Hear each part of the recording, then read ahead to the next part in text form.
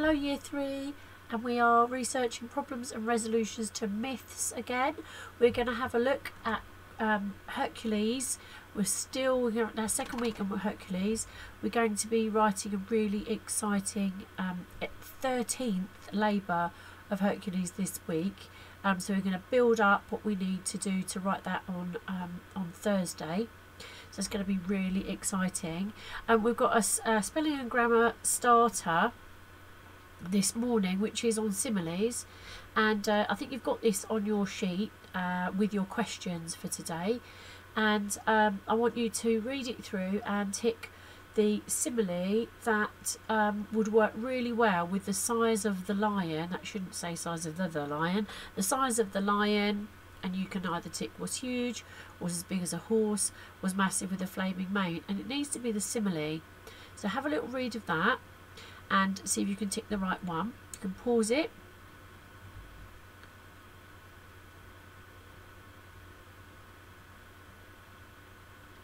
And hopefully you've got to that stage where you've read it through. So similes are used to make vivid descriptions. That's descriptions that really come alive for the reader. They compare one thing to something else of a different kind. So this is the size of a lion, and it's comparing it to something else. So it's not just huge, because that just tells you what it is. It doesn't compare it. And it's saying it's massive with a massive flaming mane. Well, that's just adding more description to the size to a lion. But the was as big as a horse is the one where it compares a lion to the size of a horse. So that is the simile.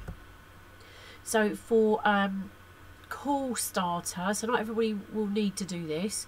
If you normally take call in maths or English, specifically for English, then you can do this one. And today there is a call set of questions and a call reading to do as well. So it's differentiated, so it's split between the children that need a caller challenge today for those two. So if you find the reading hard of the first sheet, then there's a call version for you as well. Or sorry, instead. So you're going to tick the one that works best to describe the huge lion. So it says the size of the lion was as big as a horse. Or you tick the one that says the size of the lion was as big as a dog. Which one works really well?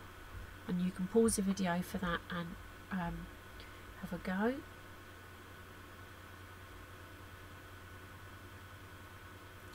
Great. Hopefully you've thought of it as being, dogs are not all that big compared to a lion. Lions are usually bigger than them. If you're expanding the size of that lion for your reader, you want to say it's as big as a horse, which is a much bigger animal. And in that picture down below, we've got Hercules here, because you can tell because he's got his Nemean lion skin, this skin that's impenetrable, and here we've got the evil Hydra with many heads. So we're going to recapping on this amazing myth today, so that we've got it in our heads, and some of us have really got that and started to enjoy it. And that's absolutely fine. It doesn't hurt you to go on and think of that again, because it will give you more information about the ways that he overcame them, perhaps giving us different ideas that we can use in our own writing. And as I said, we're going to be getting our we're going to be basing our writing this week on the 13th task. Hercules getting the 13th task, and we're going to make that one up using our beast that we made last week, or we invented last week, and our fantastic writing on those, coming up with some very weird and wonderful beasts which were brilliant, and they would go so well in a lovely piece of writing. And so we're going to read the questions, and then we're going to read the text together. So I'll put that up on the video, and then you can answer the questions. Now you can use a pencil if you want to print out the whole text to go through it and underline the correct area, so that you can use that for when you're formulating your questions and your answers rather. That would be great. Or you could just read them from the school website or from the video and just answer them in your book. You don't have to print everything out today. especially not the reading, because I'm going to read it through with you. But if you do need to go back and have another look at it, I'd suggest that you open the document rather than printing it out, because I think there's 2 sheets today as well, plus the sheet of questions, so there's a lot to print. You don't need to do that, you can just work off this or the document. So you're going to say the answer aloud and check that it answers the question, and you're going to you can also use the words in the question to start your answer. So don't forget, you can, if it's asking you a certain thing, you can almost start to write the answer using the words in that question. And I want you to write a full sentence for your answer today. No, going just one word answers. You're in year 3, so we expect you now to write a nice answer in a full sentence, capital letter, full stop. It's really good practice of your fantastic skills. And then you're going to double check once you've answered it that you've answered it correctly. So I'm going to go through the questions first for you. I'm whipping through it a little bit because I'm conscious that I've got to read the story as well, and I don't want to take too long, otherwise it gets very long and boring. Don't want that for you. So the first questions, there's 10 for everybody, and then if you're cool, there's 5. I'll put the call up here as well. So we'll read these through, and it gives you an idea of what to think of when you're reading the questions first. Useful so that your brain starts picking out those areas where and that information. So hopefully you'll have, by the end of this, quite most of those answered in your head. So number 1, why was Hercules set tasks to do? Why was he set them in the first place?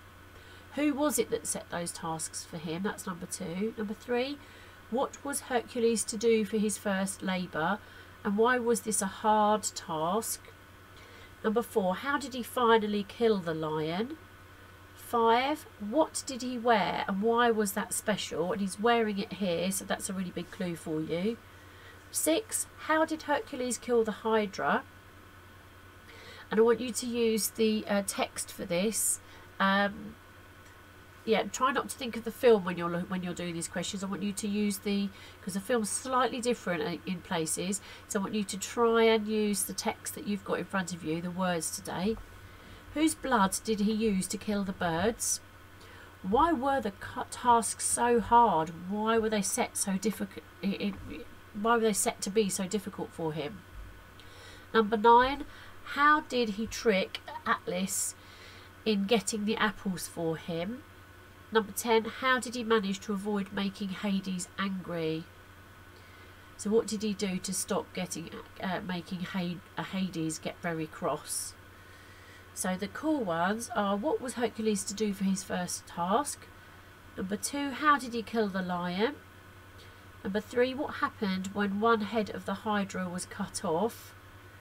Number 4, King Eury sent him hard tasks. Why did he send him hard tasks? And number 5, what was his final task? And as I said, this is the slightly simplified cool text for you to read if you find you need that. So let's read this text. For a very long time, Hercules, or Heracles, did not know he was half man and half god.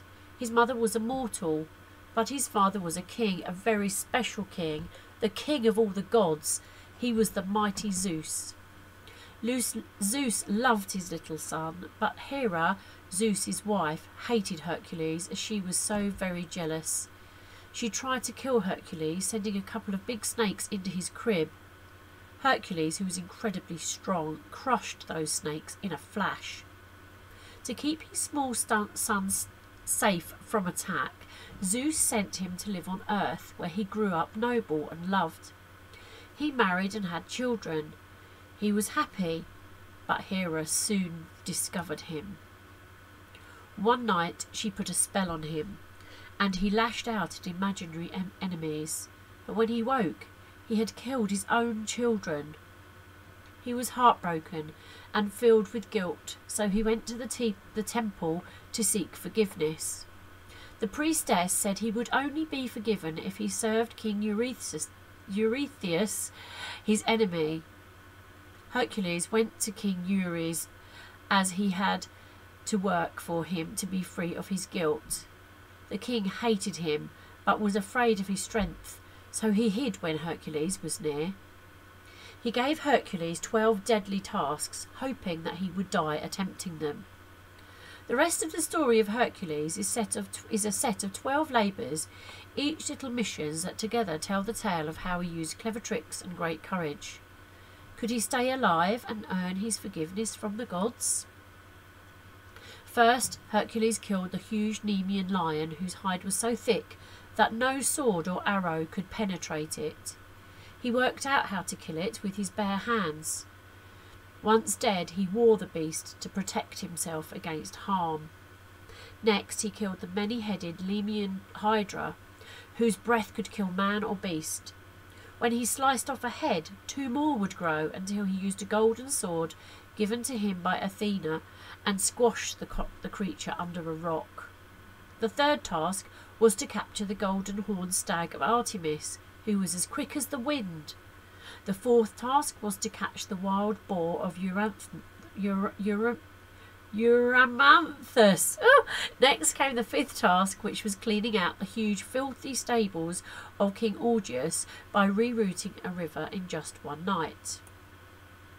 After these epic victories, Hercules destroyed the man-eating flock of Stymphalian birds, using arrows dipped in the poisonous blood of the Hydra. Next, he caught the fire-breathing bull of Crete and stole the flesh-eating mares from King Diomedes. Hercules' next tasks were stealing a belt from Hippolyta, the Amazonian warrior queen, and the cattle of Geryon, guarded by a 2-headed dog. With just 2 missions left, Hercules set off on his 11th task, which was to collect 3 golden apples protected by a ferocious dragon. Hercules convinced Atlas to help by offering to hold up the sky for a while. How sneaky! He was to trick Atlas into risking himself to steal the apples. Hercules killed the dragon and Atlas stole the apples for him.